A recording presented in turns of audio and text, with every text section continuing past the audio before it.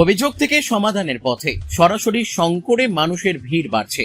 সাধারণ মানুষের অভিযোগ ও সমস্যার কথা সরাসরি শুনে দ্রুত সমাধানের উদ্যোগ নেওয়ার লক্ষ্যেই শিলিগুড়িতে নিয়মিত আয়োজন করা হচ্ছে সরাসরি শঙ্কর কর্মসূচি। শনিবার শহরের মার্গারেট স্কুলে অনুষ্ঠিত হলো এই উদ্যোগের তৃতীয় পর্ব, যেখানে বিপুল সংখ্যক মানুষ তাদের বিভিন্ন সমস্যার কথা নিয়ে উপস্থিত হন। শিলিগুড়ির বিধায়ক তথা রাজ্যের পর্যটন মন্ত্রী শঙ্কর ঘোষ নির্বাচনের আগে সাধারণ মানুষের পাশে থাকার যে প্রতিশ্রুতি দিয়েছিলেন, এই কর্মসূচিকে সেই প্রতিশ্রুতিরই ধারাবাহিকতা হিসেবে দেখা হচ্ছে। এদিন শুধু শিলিগুড়ি নয়, পার্শ্ববর্তী বিভিন্ন জেলা থেকেও বহু মানুষ ব্যক্তিগত, সামাজিক ও নাগরিক সমস্যা নিয়ে তাদের সঙ্গে দেখা করেন। প্রত্যেকের অভিযোগ মনোযোগ দিয়ে শোনার পাশাপাশি সংশ্লিষ্ট সরকারি দপ্তরে বিষয়গুলি পাঠিয়ে দ্রুত পদক্ষেপের আশ্বাস দেন শঙ্কর ঘোষ।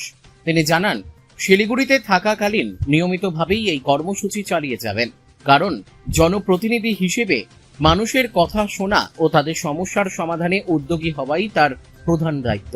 কর্মসূচিতে আসা বহু মানুষের বক্তব্য, বিভিন্ন সরকারি দপ্তরে ঘোরার পরিবর্তে সরাসরি জনপ্রতিনিধির কাছে নিজের সমস্যা তুলে ধরার সুযোগ পাওয়ায় তাদের ভোগান্তি অনেকটাই কমেছে।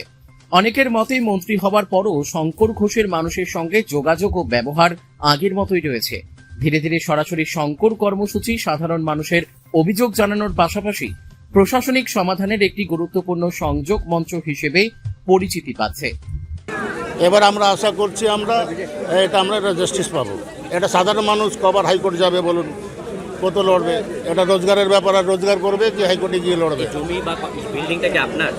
আমার না, এটা পুরোপুরি ইলিগেল আছে। এটা আপনি কমপ্লেন করেছি আমরা। কমপ্লেন একবার না, মানে 13-14 বার কমপ্লেন করা হয়েছে।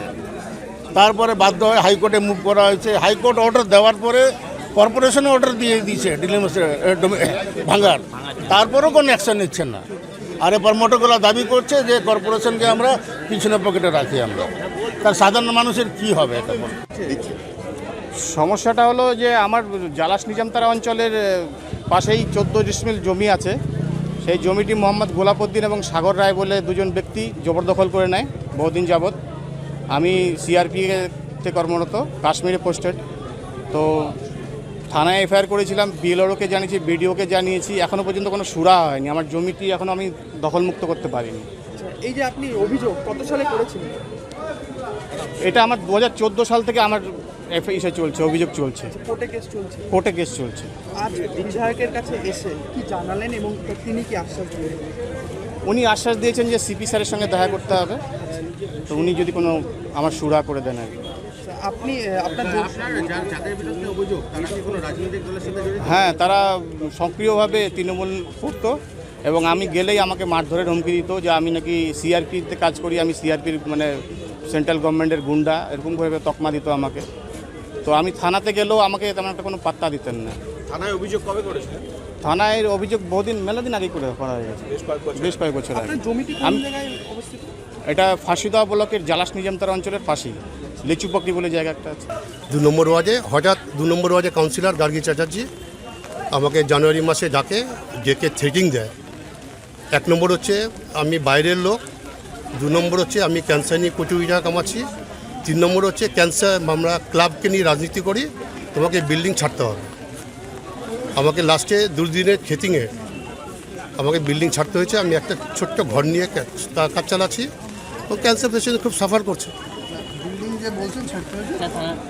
আমি একদিন ভেবেছি যে প্রধাননগর থানার সামনেই পুলিশের যা ধরুন এফআইআর হয়েছে, কাজ হচ্ছে না ইত্যাদি ইত্যাদি, থানার ভিতরে না, থানার বাইরেই একদিন আমি প্রধাননগর থানার, শিলিগুড়ি থানা এবং ভক্তিনগর থানায় সামনেই আমি কোথাও একটা, আমার তো সরাসরি শঙ্কর, আমি তো যেখানে খুশি করতে পারি। শুধু ওই দিন আমি এক্সক্লুসিভলি এই যে অভিযোগগুলো দীর্ঘদিন ধরে পেন্ডিং পড়ে আছে থানায় বলার পরে, সেই অভিযোগগুলোকে নিয়ে একসাথে আমরা কাজ করবার চেষ্টা করব এবং পুলিশকে অনুরোধ করব দ্রুত এগুলো ডিসপোজ অফ করা। 1985 সাল থেকে বিজেপি করতেন বলে সেই বৃদ্ধাকে মেরে তার চোখ নষ্ট করে দেওয়া হয়েছে, পরিবারের সকলকে মারধর করা হচ্ছে, কি বলবেন সে বিষয়ে? এখানে এসেছিলেন? হ্যাঁ, এসেছেন, তবে আপনার সাথে হয়তো এখনো দেখা হয়নি, তিনি অপেক্ষা করছেন। আমি 46 নম্বর ওয়ার্ডের যারা দায়িত্বে আছে, বিনোদ আছে, আজকেই বলবো ওদের সাথে গিয়ে দেখা করে কি হয়েছে এবং এফআইআর হলে পুলিশকে নির্দেশ দেওয়া হবে, যারা এই কাজ করেছে তাদের যথাবিহিত শাস্তি দেওয়া হবে। যে যে অভিযোগে স্পেসিফিক নাম দেওয়া হয়েছে সেই সব অভিযোগগুলো আমরা থানায় পাঠিয়ে দেবো এবং তাদেরকে অনুরোধ করব থানায়ও একটা এই ব্যাপারে কমপ্লেন করতে। কেননা সবসময় বুঝতে হবে যে আমাদের যে কোনো ধরনের আইনি প্রক্রিয়া শুরু করতে গেলে থানায় তার দরখাস্ত করতে হবে। থানায় এফআইআর করেছেন এরকম কোনো FIR copy along with the documents দিলে, অ্যালং উইথ দ্য ডকুমেন্টস যদি আমার কাছে দেয়, লিগ্যাল প্রসিডিওর শুরু করবার জন্য আমি সিপি সাহেবকে বলব। কর্পোরেশনের বহুত সংখ্যা 12 বছর ধরে সে জমির জন্য ঘুরে যাচ্ছে এবং থানা কোনো ব্যবস্থা নেই। আমি সিপি সাহেবের কাছে ওনাকে যেতে বলেছি, উনি সিপি সাহেবের সাথে কথা বলছেন। দাদা, কর্পোরেশনের বহু কর্মচারী এসেছেন, তাদের বেতন বাড়ানো হচ্ছে না নিয়ে 50-এর অধিক। বিষয়টি আমি আরবান ডেভেলপমেন্ট মিনিস্টারের কাছে কনভে করে দেব।